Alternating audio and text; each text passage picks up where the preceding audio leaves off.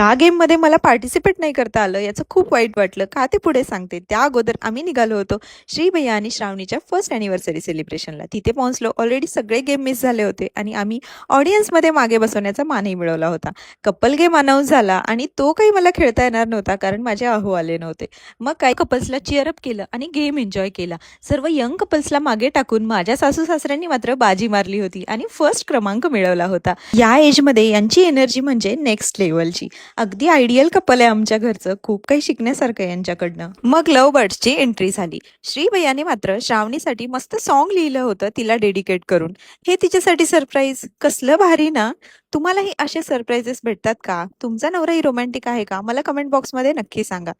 अंशुलने मात्र बच्चा पार्टीसोबत फुल मस्ती केली. या माझ्या आत्या सासूबाई आणि सासरे. त्यांचं लाईव्ह म्युझिक एन्जॉय करत आम्ही मस्त जेवण केलं. मग फॅमिली फोटोज काढले आणि घरी जायला निघालो. आज फक्त फंक्शन एन्जॉय केलं आणि गेम्स खेळले. त्यामुळे एकही फोटो काढला नव्हता. म्हणलं चला शेवटी का होईना थोडेसे काढून घेऊया. चला मग भेटू नेक्स्ट व्हिडिओ.